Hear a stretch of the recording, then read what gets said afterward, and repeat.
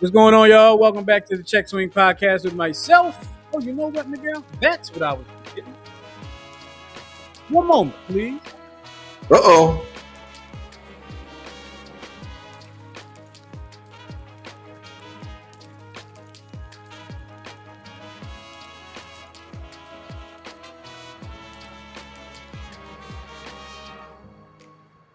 All right. Oh, this is live for you. This is a live stream. What just happened? I realized that I was forgetting the essential part of the show, and I'm not going to be able to. And you know, I don't know when we're off by a day, Miguel. I'm like completely thrown off. So I don't think I'm going to have that essential part of the show. So welcome back to the Tech Swing Podcast, y'all, with myself.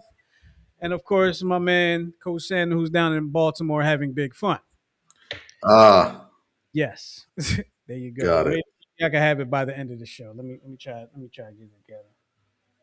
I was just completely distracted today. But we are back. We are live, as you can tell, and we have a lot of things that we are going to. Well, we have a few things to talk about today. It's not a whole lot going on. I mean, there's a lot going on because you got the Olympics going on. NBA All Star Weekend is about to get started.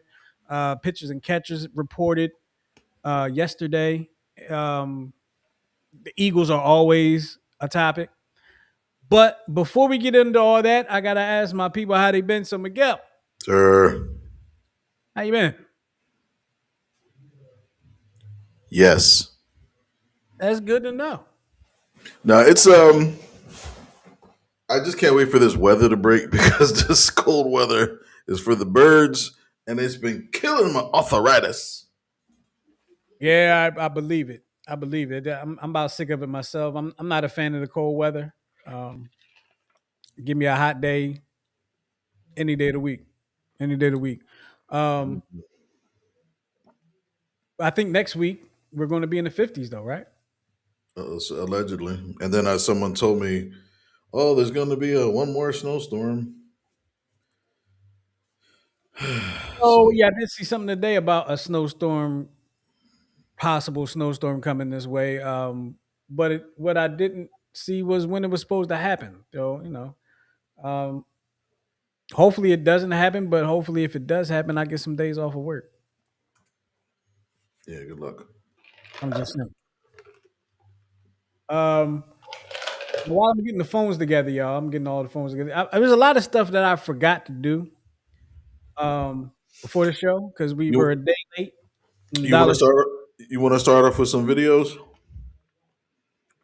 yeah, let's do that. Let's do that. Let's start with some video of that. We're gonna go through some videos. We're gonna get the party started a little bit, and then we're gonna get into some sports conversations. All right. But Miguel, what you got for us? A little old school advertisement for some headaches.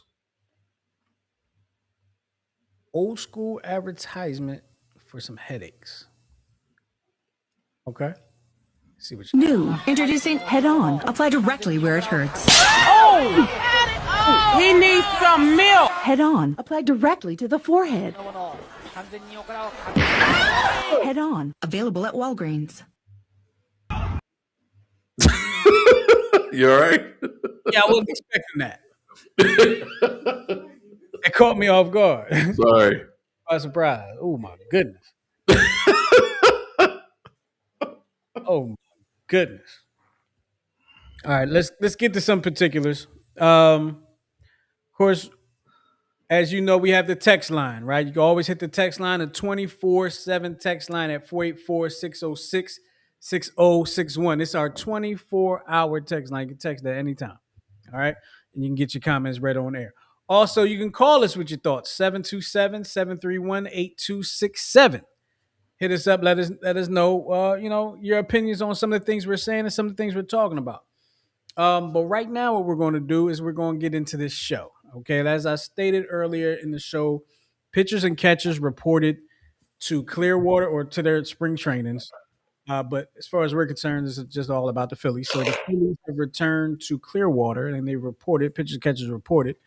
And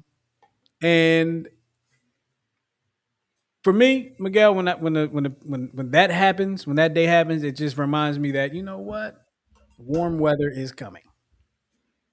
Very Warm soon. weather.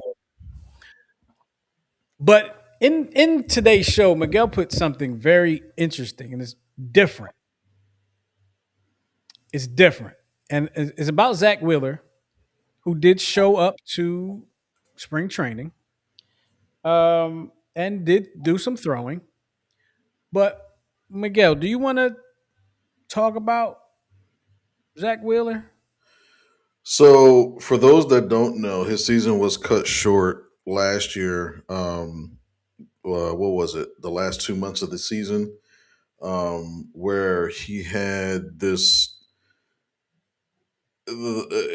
what's called a thoracic outlet decompression surgery, which requires the removing of the first rib. So the first rib up top, surrounding, yeah, the top rib. Okay. So it's designed to relieve pressure from the blood vessels and the nerves that are inflamed. So it was basically producing blood clots, right? So I was talking to somebody who works. I work at the School of Nursing in downtown Baltimore, and they said that a lot of like engineers that do repetitive motion sometimes get this procedure done. So like people that are like on the assembly line making cars, sometimes they'll have that issue like on their in their back, and have to get something similar to that done. So um, the one thing that Wheeler revealed in an interview recently was that he kept the rib. He has the rib stored in his home closet. I don't know, other than he said it was he just had a bunch of stuff so it doesn't decay, and it's just sitting in the house in the closet in a little case. So you know, there's that. So wait a minute. Let me make sure I'm understanding what you're telling me. It's like keeping a tooth. But your tooth was at one point exposed. Correct. He just has a. It's not random. So, but he just has a rib His rib, his first rib. just in his closet. Correct. Hey Zach, I'm a fan, right? But let me just say this: I ain't even gonna say nothing about you keeping the rib. I get it, right? I always, when I've had surgeries, I've always wanted to see what they may have removed from my innards, and I've never gotten the opportunities. And I've told them before, and before this, hey, look, don't take my whatever to the lab. I would like to see it. And they always say okay, and if it's never happened, so I digress. I don't know if these things have ever been removed from my body that I've had surgery for. Okay, but if you're going to keep your rib, Mister Wheeler, yo, you got to display that. Like you can't just have it in your closet. Like you got to display it or something. Like you can't just in your closet. Like it's just gonna be. You're gonna have some dirty socks fall on it or something. Like you know what I mean. Like it's not gonna. Why keep it if you're just gonna have it hidden? You gotta display that. You gotta put that in the man cave, Zach. You gotta put that in the man cave. Like, What to show it off to like his wa- to you want him to show it off to uh oh. his wife and his side chicks? Well, his wife. Well, it Hello. won't be interesting to his wife because she'll see it every day, right? But it is a talking piece. It's a conversation starter. Yo, what is that? Oh, that's my rib. Come again? Yeah, rib. Yeah, that's my rib. I had thoracic outlet syndrome surgery and they had to remove a rib and I kept it. For what? Why did you keep it? So that's what I'm saying. Right. That's what I'm saying. Yeah, you have to display that. If I keep my rib and it's in a case, you best believe it's going on the wall somewhere as a talking point. Now, not not apples to apples comparison here. I was at someone's house recently. I was last fall, and they had a real old baseball glove, like really old baseball glove, sitting on a bookshelf, just sitting up. It wasn't just like laying over like they used it. No, it was just sitting up. It was absolutely a piece of decoration or whatever you want to call it. And I didn't get the opportunity to because there was a lot going on at this place at this house. But I wanted to ask the person, like, "Yo, what's the story with that glove?" Because that's not something that you just see all the time. Is people having a old? I'm talking like Negro League old baseball glove Gotcha. on a bookshelf. So yeah, that rib can definitely be a talking point or a conversation starter. He has a he has a tea party, cocktail party. I don't know what professional athletes do. But Tea somebody party. comes in. Oh, well, hey, I don't. Do you know what they do? Whatever they do, they're gonna have bathtub parties like Diddy. I don't know what they do. I don't know. They're gonna have them They bubble share a parties. bed. Yeah, I don't think so, sir. I don't know. But that's okay. Okay, but hey, good sign though. He's throwing from 90 feet. Well, yeah, he's throwing from 90 feet, which he says normally that's where he's at in like January. So he obviously won't be able to start the season. He won't be able to start on time is basically what it is. But he says it's about 80-90%, and he's getting in the range of motion back. And the only negative potential negative to it.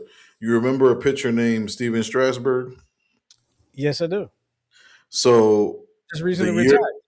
right, the year after he won the World Series with the Nationals, he had this procedure and he only pitched, I think, maybe 10 more innings for the rest of his career after that. Wow, I didn't realize So that. So yeah, he had a very similar procedure, and it pretty much ended his career. But he was always injury prone anyway. He only had like two full seasons, 1 year, the one season including the World Series year. So And he had a lot of promise too. a lot of promise. A Yeah. lot of promise, man. That was one person I was not. I was excited to see, but not looking forward to seeing play against the Phillies. Mm. I But I felt was the same, excited to see what he was supposed to be. and I felt the same way about Kerry Wood and Mike Pryor because they were the 1-2 punch in Chicago, and they both wound up like blowing their arms out early. So Well, at least we saw Kerry Wood excel. Like I with the don't. 20 strikeouts, yeah. Yeah, like I don't know what Kerry Wood what his hype was coming into the league, but I do know what Strasburg's hype was coming into the league. And I don't think Strasburg ever had that moment like Kerry Wood did. Like Kerry Wood had a couple moments in his career. Early in his career, I think it was his rookie year, maybe. I don't know. I definitely his rookie year. When his rookie year, he had the 20 strikeouts or whatever it was. And then I think he had a couple maybe that season, maybe the next season. But we got to see what Kerry Wood was capable. We never really got to see that from Strasburg. And then back to back years, correct me if I'm wrong, it was Strasburg, and then the next year they got Bryce Harper, right? Which was supposed to be the future of their franchise. Yep. And then they get rid of Uh, Bryce and they win the World Series. How about that? Um and then remember, immediately after that was the fire sale. That's when Louis Soto went to San Diego, and yeah, they just I completely. forgot about that. Yeah. I forgot he played for wow. And now he's a Met. How about that? Um, what was I about to say? Nick Castellanos. This summer has been like it's been an interesting summer for the Phillies and Nick Castellanos. We pretty much knew, and we said it on this show last year, last calendar year, that when Topper was, and I'm talking about Rob Thompson, what's his name? Is it Yeah, Rob Thompson? yeah. I'm sorry. I'm sorry. I knew somebody named Rob Thompson. I thought maybe I was just saying that. Okay, all right. Back to the lecture at hand. When Rob Thompson got extended or whatever it was, renewed or extended, whatever it was that happened at the end of the season, you and I pretty much knew the writing was on the wall. Castellanos is gone. Um, Now, here's what I will say about the Castellanos situation. It is my opinion, which I am entitled to, that Dave Dombrowski, who is the president of baseball operations or general manager, whatever he is, of the Mhm. Philadelphia Phillies, he blew/dropped the ball. He blew it and he dropped the ball with the Castellanos situation from the day the baseball season ended for the Phillies. I believe that the Phillies knew that they were not bringing back Castellanos this coming season before last season ended. And if I know that, and I know my best resort would be a trade, I don't talk bad about the player. I talk nothing but glowingly positive things about the player the entire winter. So maybe I can get some takers in the trade market. Dombrowski didn't do that. Dombrowski didn't do that. And he messed up an opportunity. And now, Miguel, correct me if I'm wrong, because I know you understand the contracts and stuff like that with baseball, and other stuff too. But we're talking baseball now. The Eagles, or excuse me, the Phillies now have to pay. They still are on the hook for Castellanos now because he was under contract, guaranteed money. So they still owe him 20 million. Am I correct? Correct. Now, if he once he'll get signed. Once he is signed with another team, what happens? Will the Phillies still have a responsibility to his salary, or will his contract even still be the same? Like, will he have to sign for the same amount? Like, how does that work? Are you no? So, as far as I know, since he's been released, he's still under contract with Philadelphia, right? Mhm. If I understand it correctly, whoever he signs for, they can sign him for whatever they want, and that would be their only responsibility. And the Phillies will still have The that 20 $20 million. million. So he's gonna get double the money.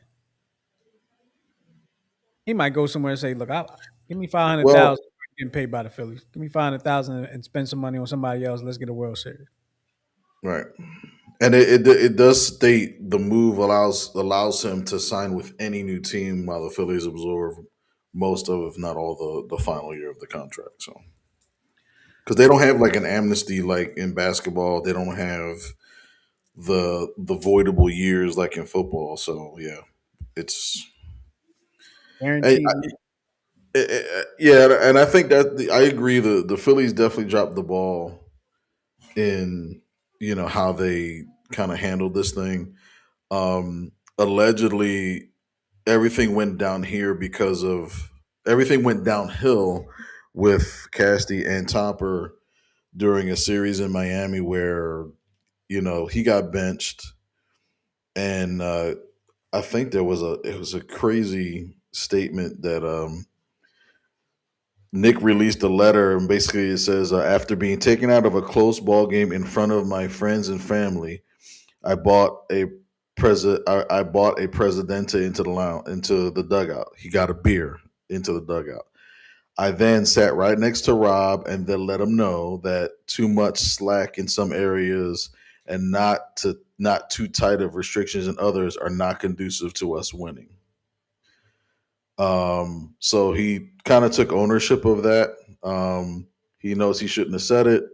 He did apologize, but that was kind of the writing on the wall for him. Well, he's gone. The Phillies are on the hook for 20 million. Of I guess basically you would kind of call that dead cap, right? There's no cap in baseball, but Not they're on. yet. They're paying for a product that they're not going to receive. Um, and Dombrowski could have went. I feel Dombrowski probably could have went about it better, and maybe could have ended up in a better situation than having to pay somebody $20 million that is not going to play the game for you this year. Um, Sticking with baseball, and you've been on top of some of these things here, Miguel, or you've been on top of all these things. I shouldn't say some. Major League Baseball owners vote in favor of enforcing rule to curb pitch stealing. Now, I got to be honest with you. Little something funny, and for people that understand baseball, you'll probably think this is funny too. When you sent me that, I'm going to tell you right now, and I looked at the stuff too, right? And I read it, and every time it wasn't until just now when I looked at it that I realized it's stealing pitches. Even though I read the article about the stealing pitch, I'm thinking stealing bases the whole time. I'm just like, yo, what is baseball doing? Why would they create a rule to keep you from stealing bases? That is the dumbest thing I've ever heard in my life. No, no, Justin, you got to pay attention. like my dad used to say back in the day, when you in elementary school and you're read what's there, not what you think is there. Right. So yes, curb pitch stealing. Right. Explain that, please. So I was trying to see if I could. I'm sorry. I didn't mean to cut you off. I tried to start before you did. I just want to be on record. I think this is stupid too. But go ahead. So I was trying to see if I could find like a quick diagram, just for those that may not know baseball per se. But when you're looking at the diamond of a baseball field, there's these little like I call them open rectangle boxes on each side, first base side and the third base side. Those spots are for the coaches, first base coach and third base coach. So what was happening was the coaches boxes, the coaches are supposed to be able to maneuver anywhere inside those lines, not outside. They may not drift outside. The rule actually states that you are supposed to stay within the line until the pitch is thrown. And if I'm reading it right, so the coaches are not allowed out of the boxes while the pitcher is in contact with the pitching rubber until the ball is in play or caught by the catcher. The one exception is coaches are allowed to move closer to the dugout or the stands for safety reasons. So that's usually what I do when I coach third. I'll do my sign and then I'll get the hell out of the way. You know what I mean? But lately, coaches have been moving up and down the line toward the playing field um, during a pitch. Because if you can move up and kind of see the angle of where the pitcher or the catcher's throwing down the signals, you can kind of pick that up. Now, I think this is kind of a waste of a rule or of a vote for anything for the simple fact that you have the comms now. So you have the earpiece, you have everything's digital. So Yeah. to me, Yeah. it doesn't. It's kind of like the rules already always been there. So what they're saying is now they're going to enforce the rule. That's really what they're saying. They're actually going to enforce the rule by giving a So verbal warning, and then if they do it again, then they're rejected. I feel justified in feeling like this is stupid. No, Um, it's not that it's stupid. I get it, but it's not necessary anymore yes, because not necessary because the rule is already there. What's the point of enforcing it for the reasons that you want to enforce it for when that it's, it's not even a situation? It's it doesn't very exist. few pitchers that still use the hand signals. Right. And I say pitchers because the catcher doesn't decide we're going to use it. It's the pitcher. It would be like so in Aruba. There's no I went to Aruba several years ago and I was mortified at first, and then I was like, wow, this is actually pretty cool. They have no street side. They have no street lights. Oh, really? It's all roundabouts and speed bumps. So if there's an area that's like highly congested, they add speed bumps or they do little roundabouts to slow traffic down.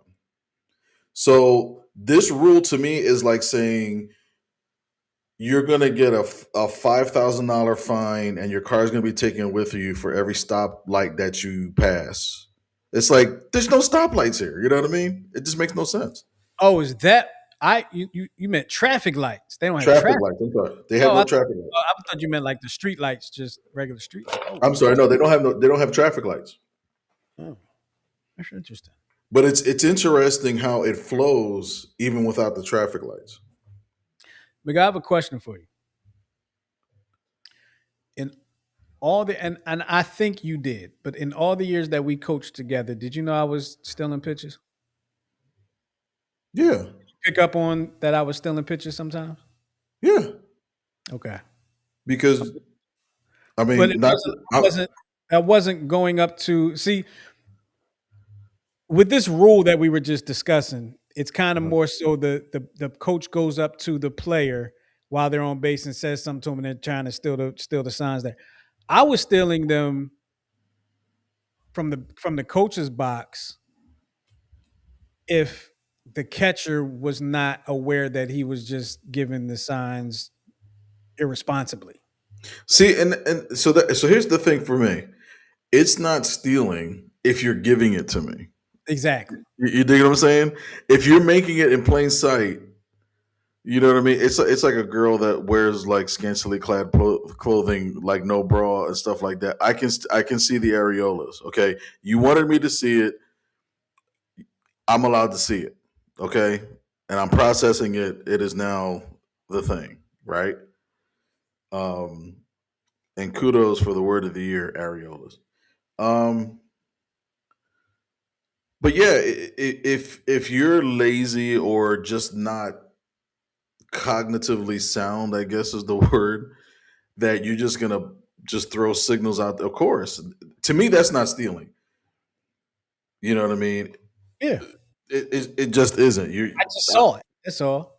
I saw right? it. I If the saw the pitcher showing sign, me his grip on the baseball and I see it, I Mhm. saw it. and that's why we train our pitchers to like, okay, hide your grip. Don't we're trying to be repetitive in your motion to not tip your pitches. To not reveal what you're going to throw next. Right. So And my training of the youth that want to pitch, I tell them put the ball in your glove and grab it. Put the ball in your glove in a way that you can grab it with any grip that you can without having to do a whole bunch of moving around. right, Because that's telling everybody what you're doing. right.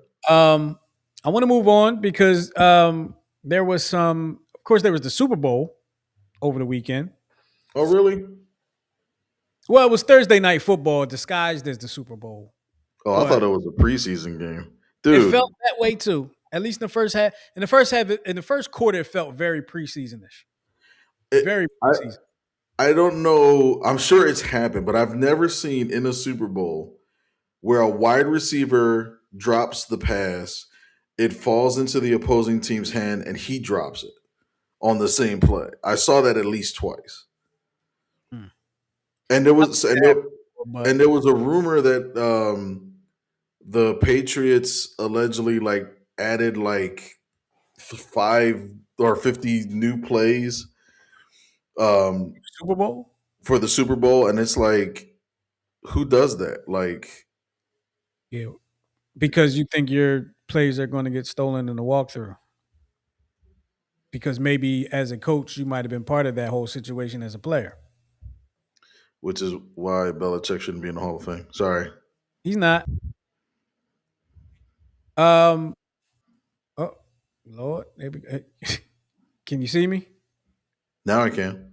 Okay, that was yeah. I lost connection and got it back. Let me put me back over here where I was. There we go. I was going to say, get back over to the left, damn it. Hey, this is a live show. This is a live show. It just happened. I had this little sign that said, "Oops, lost connection, reconnect," and then I was going, came back. That was weird. Um, the Super Bowl, like I said, happened this past weekend. Congratulations to the city of Seattle. Congratulations to the Seahawks uh, organization winning the Super Bowl. You are now the defending champions. You are on the clock. But I don't really want to talk about the game. I want to talk about the halftime show. Dun, dun, dun. The halftime show. Can I give you my opinion on the halftime show? I mean, you're going to give it if I don't want you to. Yeah. Sorry. Yeah, if Go you ahead. said no, I was going to give it anyway. You're right. I enjoyed it. I Really? enjoyed the halftime show. I thought it was creative. I thought it was interesting. Um, I feel like I learned a little bit. Did you learn a lot during the halftime show or after when it was actually explained? I still have not going through and heard any explanations. I just kind of assumed things. Okay. So, maybe I didn't learn anything, but I just kind of assumed things when I was looking at stuff. Hmm. Um, I thought it was pretty cool that you had people out there dressed as like grass, sugarcane, or whatever. You know what I'm saying? Like, Yeah. and I thought that the show was interesting. I enjoyed the show, even though I couldn't understand a word. I don't speak Spanish. I speak a little bit, so I understood some words here or there, but not in the context of a song. Um, also, he didn't. I don't think I know any Bad Bunny songs. I've been hearing about Bad Bunny for years. First of all, can I just say that I used to think when I first started when I first started hearing the name Bad Bunny, you know who I thought Bad Bunny was? First, I thought it was a woman first. I thought Bad Bunny was the Cash Me Outside girl. I thought that's who Bad Bunny was, but What? I don't know why. I don't know. Does her name Bad something? Ain't she like I a rapper? I don't I don't I don't even know. I thought that was Bad Bunny, but I mean, Right. it wasn't like until the Super Bowl came out. No, I knew years ago that's not who Bad Bunny was, but I just wanted to put that out there real quick. We have a couple of comments. I just want to put out there real quick. Goose said, "Yeah, all roundabouts in Aruba. I love it. If you can't drive, don't do it." Yeah. I'm trying to get this other comment up there, but the doggone thing keeps popping up. There we go. He said, "I'm going to say Muhammad. I can't." Dara.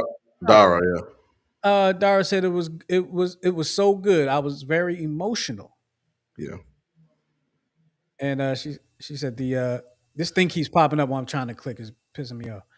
The Cash Me Outside girl, yeah, Cash Me Outside girl, Cash Me Outside girl from Yeah, she Doctor. Dr. Phil. She was on that Cash Me Outside episode was like what, 12 years ago? It was a long time ago. Yeah. I know I wasn't married yet, and I've been married. This Mhm. year will be 9 years. This year, damn, 9 years. And so the only thing I really have to say about like with the Super Bowl, okay, so I was kind of surprised that there were no subtitles or at least something to kind of help the non Spanish speaker kind of Loved follow. that they didn't have that. I love that. I Do was a you? little surprised, but I love that they didn't have that. Right. And I kind of was too. But the running joke is that the running joke online was even Puerto Ricans don't understand what he's saying. So Speak to that. I don't know.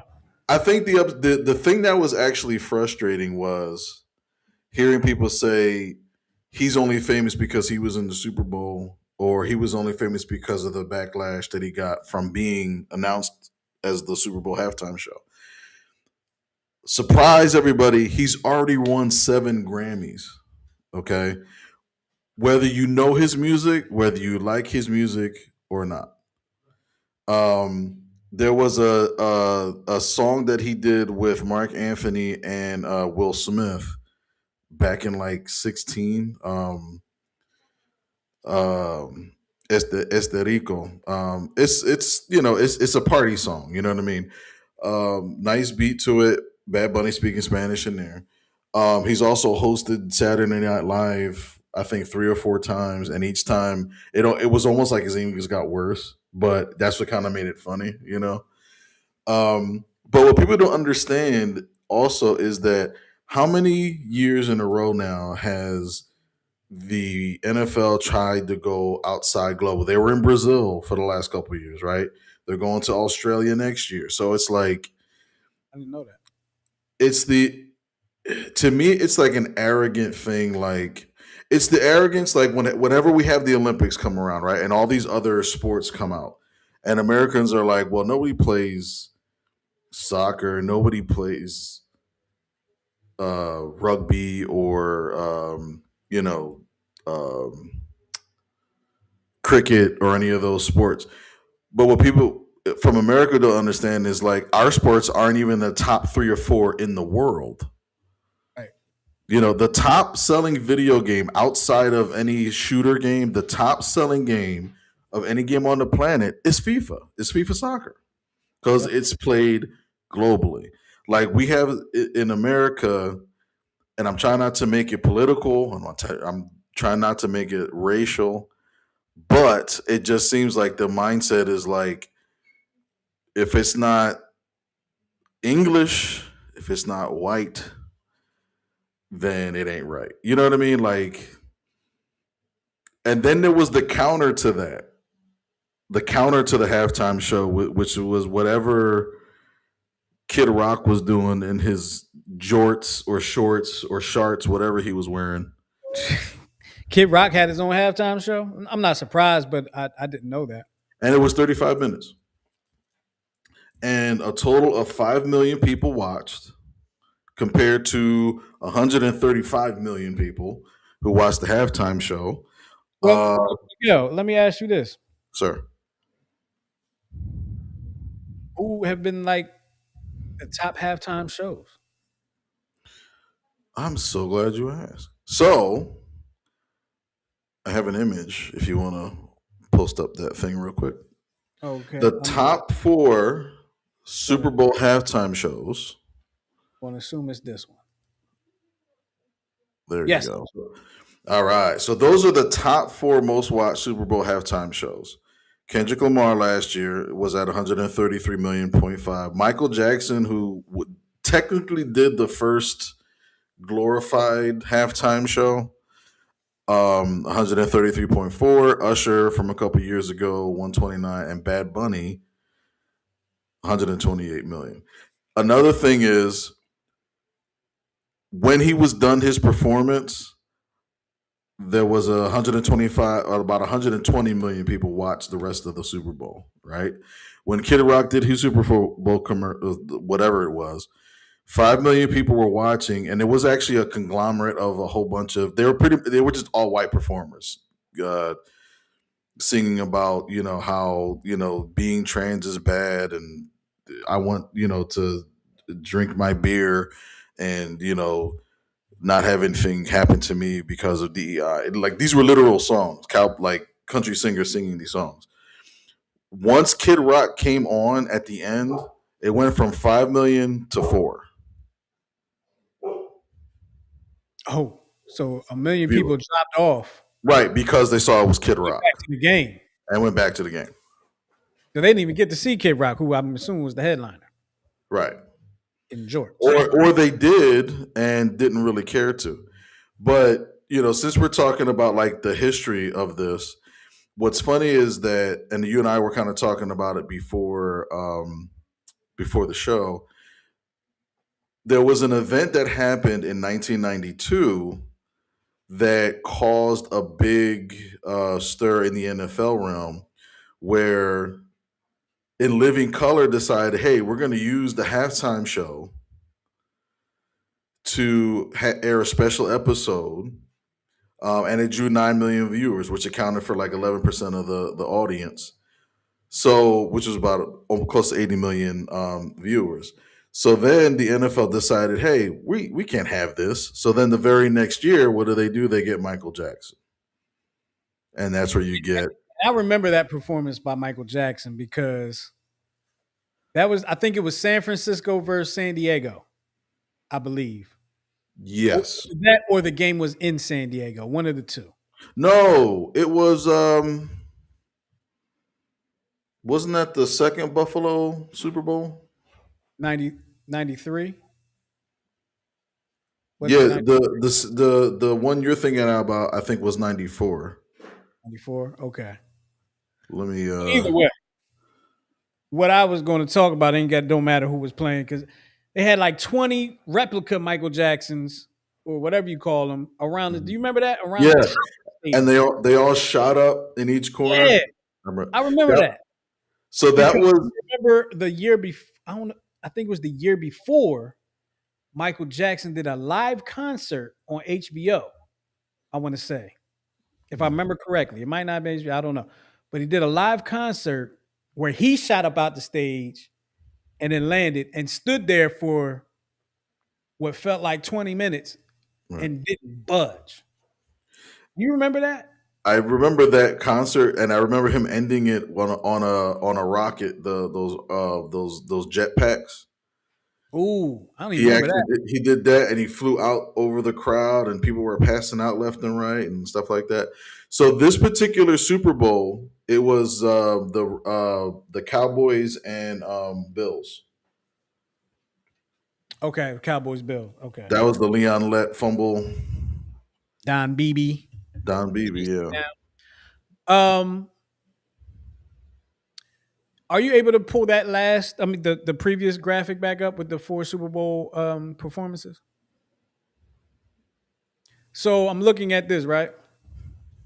Kendrick Lamar last year, 133, number one.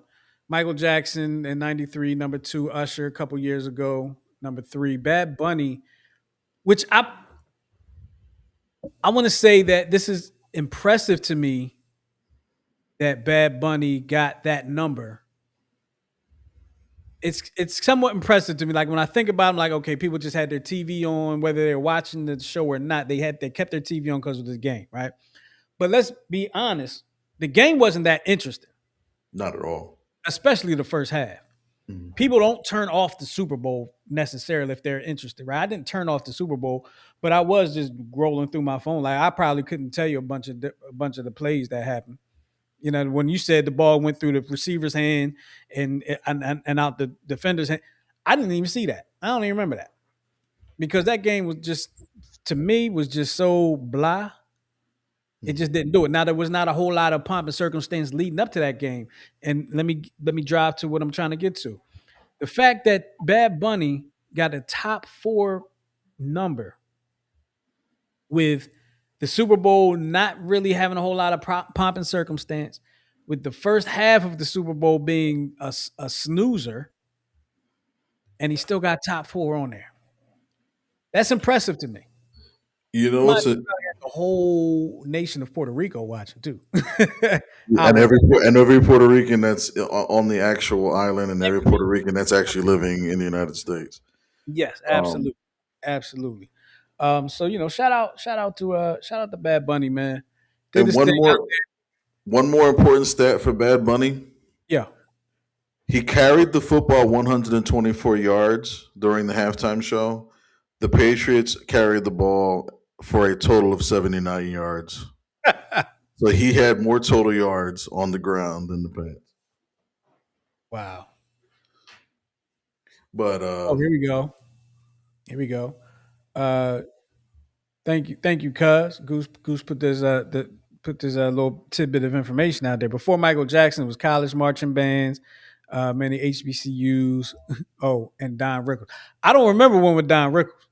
I don't Maybe remember that what Don was Rickles. my time of watching the halftime shows. But Right. Don Rickles was a halftime show one time. Like, what was he doing? He was doing stand up comedy. Like, what was he doing? That's Yeah. interesting. That's Yeah. interesting. But I tell you what, thank you, Jay-Z, Sean Carter, whatever you want to go by, because since he's taken over, for me, the halftime shows have been a lot more interesting. There's a lot of Okay. people out there, especially the MAGA folks. MAGA folks, y'all entitled to what y'all want to have y'all opinions entitled to. But a lot of y'all talking about like this halftime show should not have happened. You know, we're American. Why is the whole half football, the Super Bowl is American? Why isn't it Spanish? I have one thing for you people, whether you're MAGA folks or not, that have a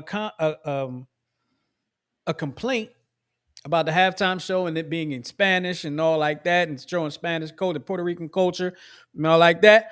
I have one thing to say to you. I better not see you out there having a drink on Cinco de Mayo. Because that ain't got nothing to do with you. I That go a ain't step. got nothing to do with you. I go a step further.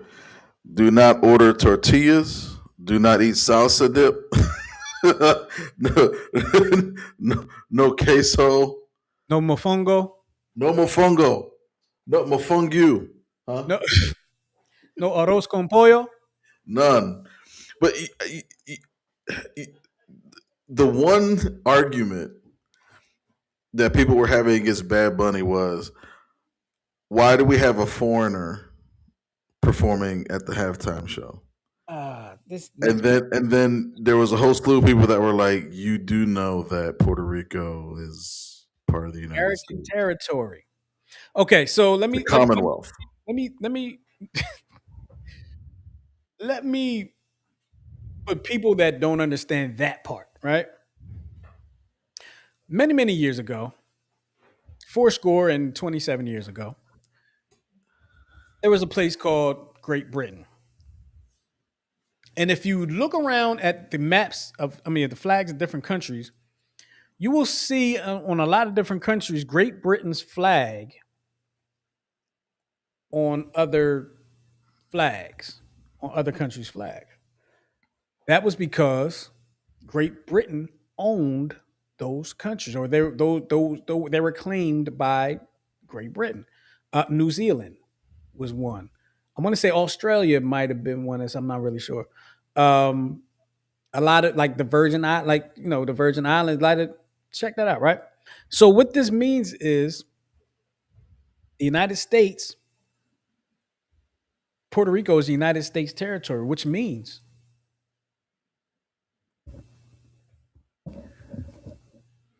people from Puerto Rico are Americans too. They're United States of Americans, not South Americans.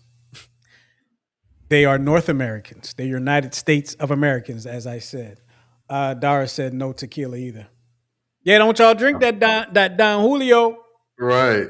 Or Jose Cuervo. Damn you. Wait, that's actually what I meant to say, but Don Julio came out for some reason. Either way, I was right both ways. It's all good. How do I sound? Does still sound good? I heard a little glitch in my. I still sound all right. Say that again. I said, do I still sound all right? You sound a little robotic. Okay, well let me reset the thing. And while I reset my audio, I'm not going anywhere. While I reset my audio, you go ahead and start talking about this whole AJ Brown stuff. I'm gonna jump in. I'm gonna do what? AJ Brown. Ah. Don't yell at me, shit.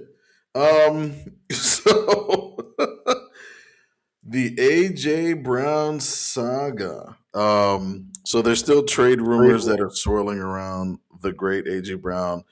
Of course, last week he was on TV or on social media, um, overselling the fact that he has the strong desire to stay in Philadelphia and how excited he is about the new coaches and things like that. Um, Even Derrick Henry has been attempting to make a push for the Ravens to make a trade for him. So, you know, um, personally, it wouldn't make sense to trade AJ Brown at least before June 1st, because they would have a cap hit of $43.5 million. Financially. Right, financially, it wouldn't make sense. Um, yeah, it would be a dead cap hit, 45.5 million, and then you would have to cut more people, cut salary, and stuff like that. So, you wanted to read the comments, No, I just put them in there for the folks to read. It's all right. right? Gotcha. Um, so if the Eagles were to trade him, it would be the fourth largest dead cap hit in NFL history. We're not gonna So trade. it would immediately put him in cap hell. Then you'd have to restructure basically, almost half of your lineup just to get back to the positive. Now, if you wait until after June 1st, the Eagles would actually save $7 million. But again, is that worth enough? Like, what is that going to get you in the long run? It's not going to get you a AJ Brown replacement. But there's some people that are like, there's some pundits that are like, well, just build the team around Devontae Smith because he keeps his mouth shut and he just plays ball and he's actually a great receiver and stuff like that. I think this can work out. I don't think this is going to be a situation where I don't think this is going to be a TO situation And what people have to forget, what people have to remember, not forget, is that AJ Brown has publicly stated that he's been dealing with mental issues. When he was in Tennessee, I think he made a reporter cry emotionally because he admitted to suffering from some, forms of depression. And he even said he was suicidal at one point because of the loss of a family member and stuff like that. But he was dealing with it through therapy and things like that. So it's like I knew he wasn't going to be traded last year. During this, it just didn't make sense. But the things that I hear him say and the way he reacts to things, he seems to be overly emotional. Call it passion, whatever you want. Um, but it's coming from something that seems uncontrollable or overly emotional, and with mental health the way it is, especially in sports, and I've seen it with players. It's not something that you can just brush under the rug and just, oh, let's just get somebody else in here that has a good head on their shoulders. It's like, you know, at the same time, how do you massage it? Do you massage it? How do you, get the best out of the player? How do you put him in the best position to succeed for himself as well as your organization? So it's kind of like a fine line that they have to kind of walk. But I'm um, going to just go out on a limb right now, and I'm going to say the Eagles are not going to trade AJ Brown. I am going to say that AJ Brown is probably. I think AJ Brown's going to have a great season next season with the Eagles. Um, and I feel as though the Eagles' offense will flourish under this in this new direction. I think it might take a little while for things to really gel and get smooth, but I just feel it. I just have a feeling that they are going to. I'm not saying they're going to win the Super Bowl, and I just think that they are going. I think the offense next year is going to look a hell of a lot better than it did this year, and we all know this year that offense was putrid at best. Putrid at best. Did the Eagles have any blowout wins this year? I think they had like one or two, right? Oh, it don't matter. we That's blew out conversation. That just popped into my head. It really doesn't matter because the season's over, so it don't matter. You don't even worry about answering it. Don't even. the Raiders. Man, that don't count. Raiders are a high school team and Max Crosby. Touche. So, you know. Real quick note. Oh, you know what? Let's hold on to this real quick. You wouldn't happen to have Jason Kelsey's statement that he today, do you? If you don't worry about it, I'll kind of paraphrase because I was listening to the radio when he said what he said this morning. Um, I read it, but I didn't. I don't think I saved don't it. worry No, about it. but I agree with I agree with you on it. Like it didn't seem.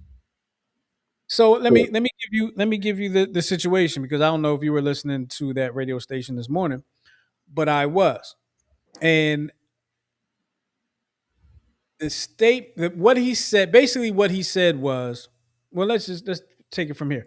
A caller called in and asked Jason specifically this question, and I'm going to paraphrase. How would you react, or how would it feel? How does it feel when you have a player, a teammate that you know is not putting in the full effort? And basically, what Jason Kelsey said was, it's very frustrating when a teammate doesn't put in the full effort, and they're not putting in the full effort because everybody you expect everyone. I don't know what happened to Miguel. Okay, here he is. You expect everyone to give a full effort because you're going to give a full effort, and you don't want to see people slacking off, especially somebody that the um, the level of AJ Brown. I didn't say that part, but he was asked a question about how it feels you know as a player that one of your teammates is not giving their full effort. He didn't say AJ Brown does this, AJ Brown does, it was not like that. And a lot of people I guess they took his comments and kind of ran with them as he was kind of coming at AJ Brown when he absolutely was not. And I really don't see how you can misconstrue the comments that he had, because he may have mentioned AJ Brown once or twice because it was obvious that's who the caller was asking about. But Jason Kelce did not, in my opinion, did not show any disrespect in any way towards AJ Brown or anybody else for that matter in his statement. And he was prompted. He was asked the question, he answered it. Like, people kill me with that stuff, man. I didn't even know. Like, when I heard it, I didn't even know until like later on in the day that there was like an issue with what he said. No, ain't no point in having. Ain't no reason to have an issue with that. It was a simple statement. Simple statement. One quick note. Kevin Patullo landed a new job. He got a new job. He's going to go down to sunny Miami and be the pass game coordinator for the Dolphins, which I believe he was the pass game coordinator for us before he was offensive coordinator, right? Correct. So he's back to where he's comfortable. Back to where he's comfortable. That's probably why we couldn't figure out how to run a damn ball, because he's a pass game coordinator, anyway. Quick note: Miguel is stumping me today, or is going to attempt to stump me today, but we got to talk about NBA All-Star Weekend real quick. And the only reason I got two notes that I really want to talk about the NBA All-Star Weekend. The Sixers lone All-Star, Tyrese Maxey. Well, you know what, Miguel? Let me ask you this, Miguel. Before I say the lone All-Star, he was the only person voted into the All-Star game from the Sixers, right?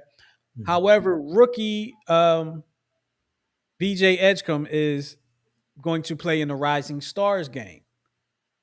I don't know if there's a vote for that. I think you're just selected for that. So would you consider him an All-Star as well? I mean, he's not going to be considered an All-Star as in playing in the All-Star game, but he's participating in the weekend. Would you consider that Sixers having two All-Stars? No. Okay. So Sixers have one All-Star in the All-Star game this weekend. And that is Tyrese Maxey, and he will be playing. He will also be competing in the 3-point contest. And I will just read the names out real quick of the people that are going to be in 3-point contest: Norman Powell, Bobby Portis, Donovan Mitchell, Jamal Murray, Tyrese Maxey, Con Knuble, Devin Booker, and Damian Lillard. Now, Miguel, if you look at the notes and you see I put there the percentages of each player, their 3-point percentages, right? Norman Powell, 39.6%. Bobby Portis, 45.6%. Donovan Mitchell, 37.9%. Jamal Murray, 43.2%. Tyrese Maxey, 38.2%.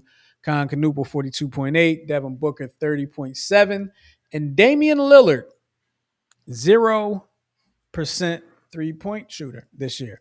Now, you may say, well, why is he in the 3-point contest? He's won the 3-point contest before. The reason he has that 0% is because he has not played yet this season. He tore his Achilles last season around April, I want to say, if I'm not mistaken. And he has not been back since. He's rehabbing himself back, and he might be coming back soon.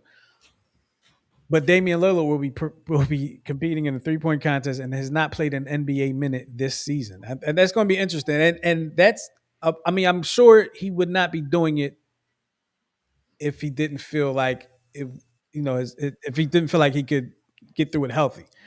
But to me, that seems like a very big risk as you're rehabbing, coming back from an Achilles, and you're going to go compete in the 3-point contest. Now, you can shoot 3-pointers as a set shot, maybe not jump too much, and but I'm thinking if you jumping and shooting them things, and that's, if I'm not mistaken, I think there's five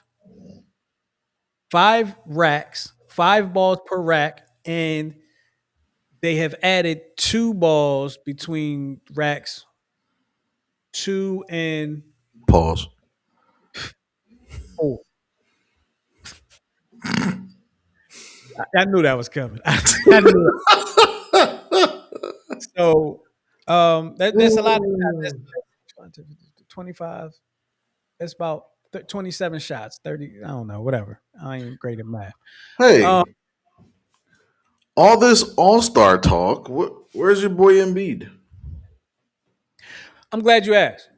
I'm so glad you asked. And I'm going to answer that question with a question for you. I don't care actually, but go ahead. No, but you asked, so you have to care now. It's your fault. Oh. You bought this on yourself. You bought this. Why would you ask about Embiid? Because he's a thorn. Because he's a what? He's a thorn. Let me ask you this. Another question. Why would Embiid be an all-star this year? Why would he even like okay, why would he even be in consideration to be an all-star this year? Why would he be in consideration? Yeah. If he was considered, then that means that he stopped with the Chick-fil-A diet and he's playing full games and he's scoring 40 and 50 points a night as you. So let me just say this. So because there's been a couple people that said, "Yo, can you believe Joel Embiid they make this, it wasn't is not an all-star?" I personally was not expecting Joel Embiid to be an all-star at all because, well, for one, he's coming off injury in which he's started off the season on a minutes restriction. Okay, um, he's played well, but within the past, I'll say month, he's been playing extremely well. But if you ask me, All Star voting ain't just this past month; it's the entire season. And to me, Joel Embiid is not an All Star this season, and it's not because of his play, because he's played well. It's because he's not been available and played to me have played in enough games to be even considered. Like I know some people have actually been voted to the All Star game that were like hurt and did not play, but they's like a Yao Ming or Kobe Bryant, something like that. Like they'll get voted to an All Star game and they didn't play, but like Yao Ming had the whole country of China voting for him. He led All Star votes every year he was here. Whole country of China was voting for him, and every person of Chinese descent was probably over here was probably voting for him, and anywhere else. Anyway, Joel Embiid doesn't deserve to be an All Star this year. Yes, he has played well. Yes, he has improved. But I'm taking the whole body of work of of this half of the season, and to me, it wasn't All Star worthy. When he was in there, yes, great. But like they say, your best ability is availability, and a lot of times he wasn't available. Case in point, last two games they played, he did not play, and the Sixers. Oh, sorry, I'm moving my camera. The Sixers. Excuse my French here, y'all, but the Sixers got their nuts snatched off these last two games. They lost to the Knicks by 49 points last night. 40 freaking 9 points at home to a rival. They got their nuts snatched off last night. They got their nuts snatched off in Portland too. And if you're offended by what I'm saying, I'm sorry that you're offended. But I'm not sorry for what I said. Sensitive is the word. Not sorry for what I said because I said it and I am who I am. One more quick note. Little controversy in the media leading up to this All Star game. So this year the All Star game is a little different, where they are having like three teams, like American All Star, two American All Star teams, and then like a world team or international team or something like that. And they're going to play like a round robin tournament, blah blah blah. Go back a few shows that we had ago, and just go back to our YouTube channel, New Twist Radio YouTube channel. You can see we broke it all down and explained it. Find it though. I'm not going to tell you which one it was. You can find it. So watch each video till you find out. Anyway, Kevin Durant was asked a question: Are the U.S. All Stars going to take this seriously? Are they actually going to play? Is what I believe what the question was. And Kevin Durant kind of took offense to it. He took offense to it. He said his response was, "You should ask the Europeans and the world team if they're going to compete." If you look at Luka Doncic and Nikola Jokic now, let's go back and look at what they do in All-Star game. Is that competition? So we haven't questioned what they've been doing, but we're going to question what the old heads and the Americans. Now there are some that feel like that question was kind of either that question or that response was steeped in a little bit of racism. And I'm going to, I moved my mouse, so I'm going to share a quick video from ESPN's First Take. And you let me know what you think. You know what you think. I got to get to the video. Here we go. Come on now. There we go. Here we go. You ready? Yep. So if we're going to talk about what KD said, we're going to talk about what KD really said. Kevin Durant, when he said last night, I said it with jokes and all that thing. What he said is that he is tired of the way that everybody uses when they talk specifically about NBA players, Black American NBA players. They always use every excuse to call them lazy and say that they don't deserve the money that they get. This is a conversation that comes around all the time, and they use it specifically around All-Star games. They use it with load management, they use it with all this other stuff talking about these players. And Kevin Durant is simply pointing out everybody treats this game the same. Ask Luka these questions. Ask Jokic this question. Why is it when the NHL has a competitive U.S. versus the world tournament last year, it's about how the NBA players are lazy and you're making character judgments on NBA players? That's what Kevin Durant is saying in that comment. He is saying, don't pinpoint us and use it as an excuse to call us lazy when everybody treats the game the same way. Now, we're talking about... question. Yeah. Is he right? I'm saying, I know you're saying what Kevin Durant is. I'm gonna leave it at that. I'm gonna leave it at that because I don't really need to get into all what Stephen A. is talking about. And there's a comment in there's a comment in here that I'm not going to put on because somebody's asking me like a question, like personal question. But all I'm going to say is Championship 1443. Just shoot me a text. Shoot me a text. I actually responded to him via text. So. Oh, that's you. Okay. Yeah, I know who that is. So yeah, I responded to him. Okay, I didn't know. I didn't know who it was. Okay, so that was for you. Gotcha. All right. Cool. Because I was like, oh, I don't know who that is. Oh. I'll give you a recommendation. Okay.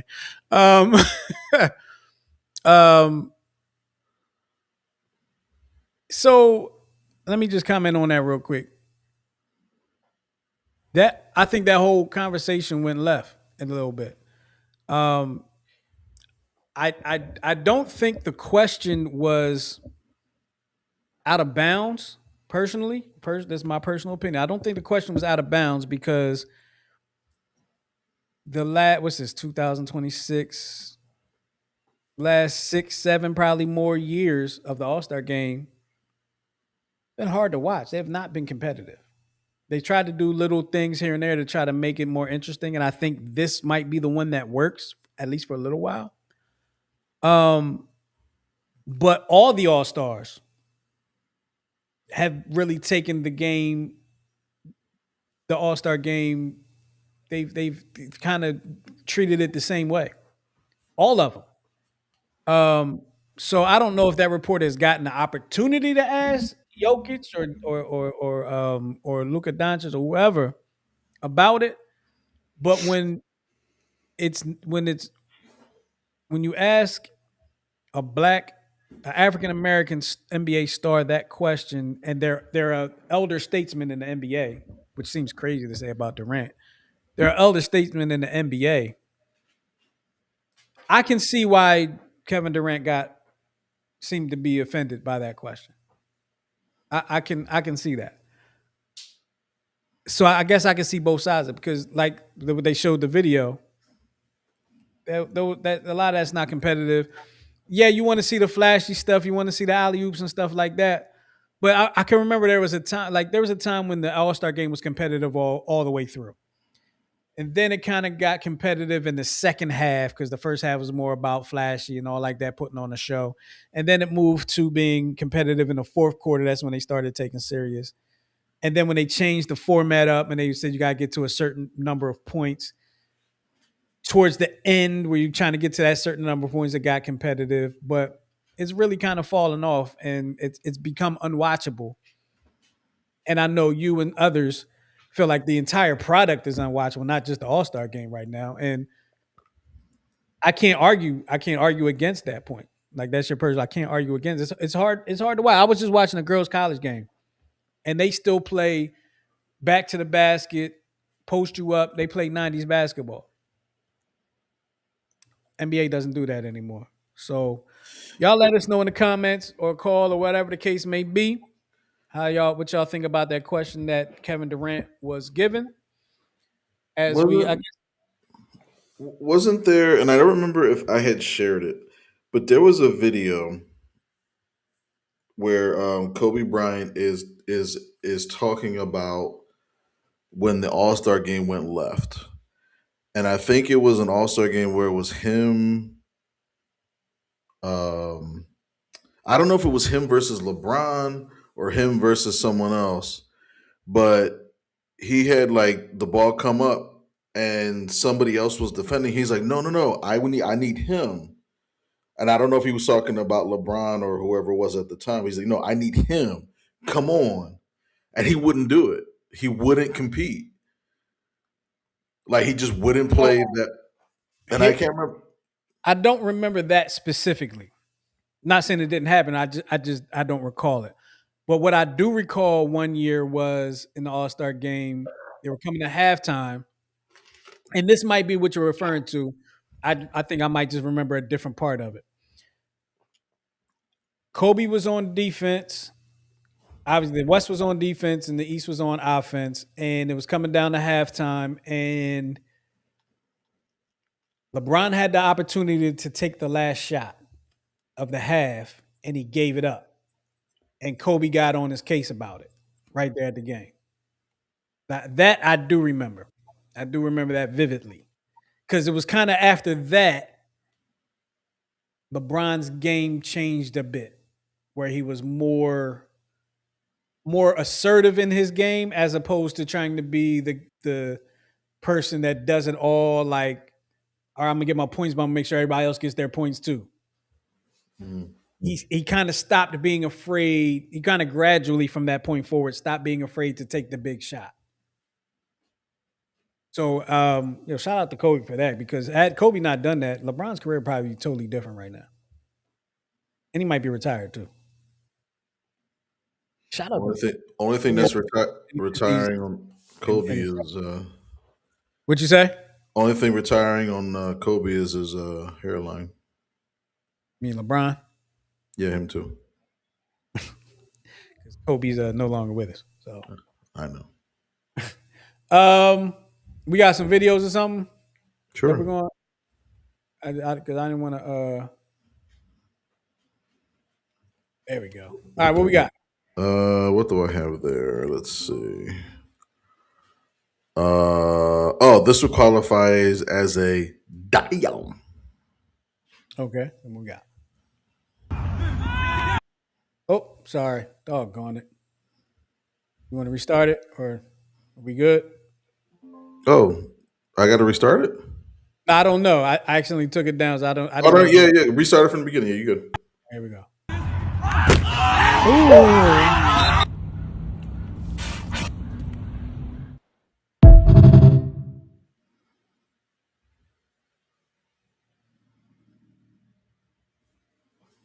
Are you hearing it? No, I would probably have hold to turn the sound up. So yeah, let me put it back up. they $1 short on that one. Did you hear it? I heard the hit. All right, No, try it again from the beginning. No, I'm talking about my sound effect there. Ooh.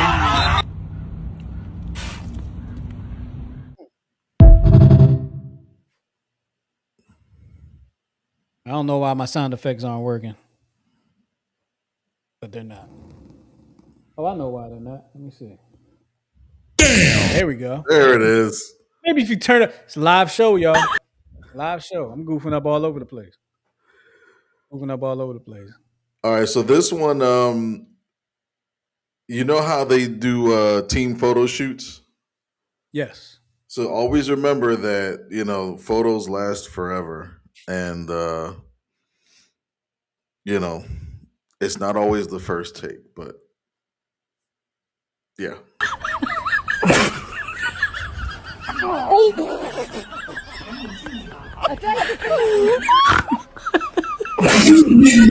Final product.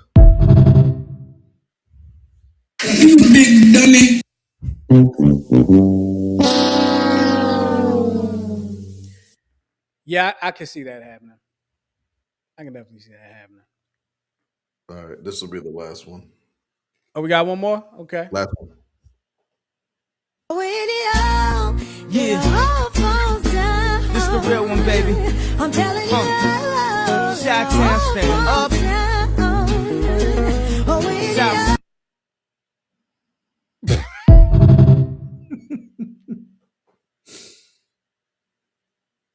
Yo,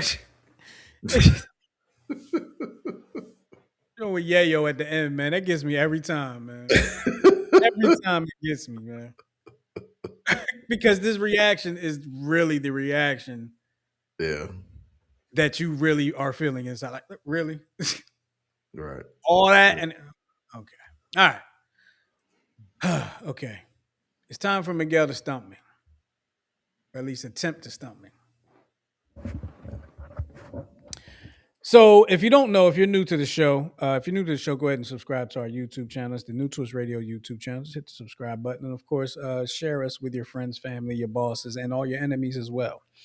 But if you're new to this show, what Miguel does is he selects a athlete with Philadelphia ties. And in doing so, he will give me some of the accomplishments of this player, as well as the jersey numbers this player wore throughout his career. As you see there, this player is a football player who went to 2 Pro Bowls. He was a one-time and All-Pro, and he was a Hall of Fame. He's an all 90s Hall of he's on the all 90s Hall of Fame team. Played for 3 teams. Looks like the Steelers, the Seahawks, and the Eagles. Perfect. Yes. Well, it's a little bit easier with football Oh, than yeah. baseball. Steelers, Seahawks, and Eagles. He's a defensive lineman. Steelers, Seahawks, and the 90s Not a lineman. Not a lineman. But he is on defense. Not a what? Not a defensive lineman, you're saying, but he is on defense. Correct. Trying to wear 99 for the Eagles. Oh no, he didn't wear 90. He wore 93 for the Eagles. Hall of Fame, Steelers, Seahawks. Seahawks were draws in the 90s, so I don't know who played for the Seahawks in the 90s outside of the dude Bo Jackson ran over, Brian Bosworth. Boswell, yeah. 93. Who wasn't? I'm trying to think. Like you had Clyde Simmons. You had. I'm trying to think who was on. Am I thinking wrong era if I'm talking Clyde Simmons and Andre Waters and that whole crew? I know Andre Waters was a safety, but It was slightly after. Slightly after. So we talking Ray Rhodes, or are we talking Buddy Ryan, Ray Rhodes, or Andy Reid? Well, Andy Reid was a lot after. Andy Reid was more 99, 98, 99, right? So he was on the Andy Reid team.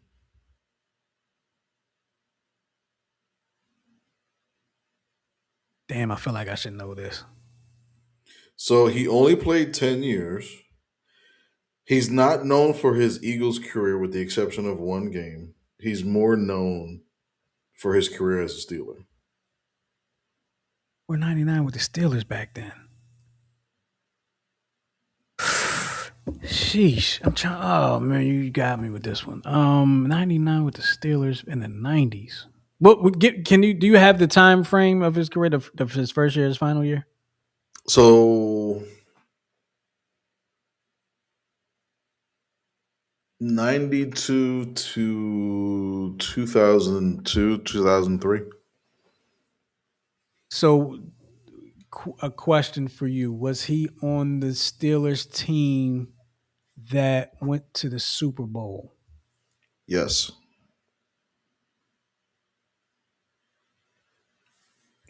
I used to like those teams too. I'm trying to think who was on those teams. That was before Porter. Porter never played for the Eagles. Barrett Brooks. That was before Barrett Brooks. Barrett Brooks was an offensive lineman though, but he's not a line. He said he wasn't a lineman. Correct. Linebacker. He had to be a linebacker. Correct. Who would a line? I got it. I got it. I got it. I got it. I got it. I got it. And it better be right because I'm dancing. I'm dancing because I got it. I got it. Ooh, Jeez. LaVon Kirkland. Yes! Yes. Ding, ding, ding, ding, ding, ding, ding. Yes. I did not remember LaVon Kirkland played for the Seahawks. Because he only played for 1 year, and then we signed him, and he played one. So he had an 8-year career with the Steelers, what he's known for. 1 year with Seattle, 1 year with the Eagles. He only played 1 year with the Eagles? Mm-hmm. Wow. I thought he played like 2. So he was the answer to letting Jeremiah Trotter go.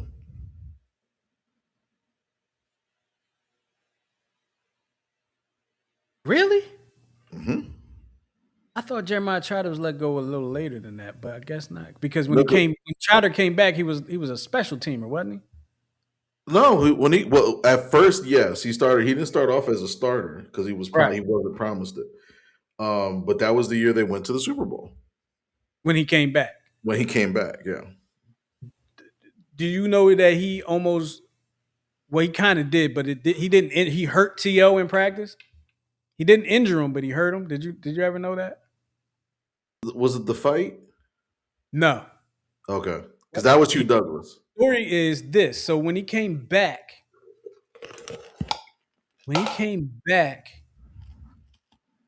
I want to say he was not immediately a starter when he came back. And Andy Reid had said in practice, we're going live. And apparently T.O. didn't know how live was. And Trotter said he put his helmet right in T.O.'s hip coming across the middle. And T.O., T.O. was done for the rest of the day. And he said Andy Reid was so mad, but he couldn't so mad at him. But he was so mad because it was T.O. Like it had to been like James Thrash or Todd Pinkston or something like that. Maybe he wouldn't have been as mad, but it was T.O. Like, hey, listen, man. Right. T.O.'s a big deal on this team. We kind of need that man, I wish Donovan realized that and kind of vouch for T.O. 17 might not have been our first Super Bowl, but then again, that could mean that we wouldn't have 2 right now, too. Things could have went. Or had Belichick not secretly recorded everything. That, too. Because 5 turnovers and only losing by 3, well. Hello. I think that's 2 weeks in a row, right, Miguel? Sure. I think you were a little confident in this one, wasn't you? I was.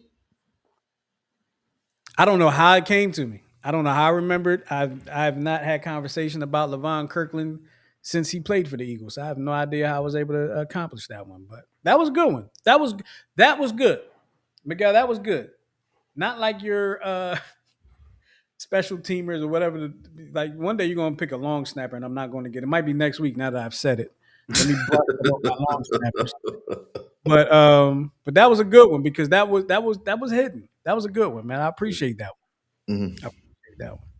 So, any last words before we get out of here, Miguel? You know what? I'm gonna post this pretty soon, but to my coaching, to my parents, um, the work is not good. Just know that when you only cheer for your kid, they learn the game is about them. But when you cheer for the whole team, they learn what being a teammate really means. I like that. I like that because it's so true. It's so true. Parents. Oh, there I go again. Myself back where I'm supposed to be. I don't know why I keep losing signal, but whatever. It's a sign. Maybe it's time to restart the modem or something. I don't know. But yeah, it is time for us to get up out of here. Appreciate y'all. My last word of the day is, look, man, whatever you want to do, go after it, man. As long as it's legal, go after it. Go after it. Don't let anybody stop you. You ain't got to talk about what you're trying to do because people are going to hate. Go after what you're trying to go after. Don't stop until you reach it or until you get burnt out. If you get burnt out and you don't want to do it anymore, that's your prerogative. But keep going after it, man. Keep going after it. That's all I got to say. I want to thank everybody for checking us out here on the Check Swing Podcast with myself and of course my man Coach Shannon, who's down in Baltimore, having big fun. And we appreciate y'all hanging with us, man. Make sure y'all hang with us next week, next Wednesday, probably, maybe, at 8:00 right here on the same YouTube channel. Got some big things coming up, and we're gonna have some things to talk about. All right, I'm gonna have some questions from Miguel. That being said, man, make sure you share us out. Let your homies know, let your people know that to check us out next week. If you're not sharing us, I'll give you the permission. Like, I'm not going to give you copyright infringement or ding you for monetization or nothing like that. Like, some platforms do. Just share us out. That's all you got to do. Share us out. Share. You're all right? You okay with it? Share us out with one person and then maybe two people. All right. And we'll appreciate it. And then we could all have fun together. With that being said, I'm just babbling. With that being said, we're going to get up out of here. Appreciate y'all hanging with us here on the Check Swing Podcast. And we'll talk to y'all next week. We love y'all for loving us, and we hope you continue to do so. All right? That's all I got to say. We out.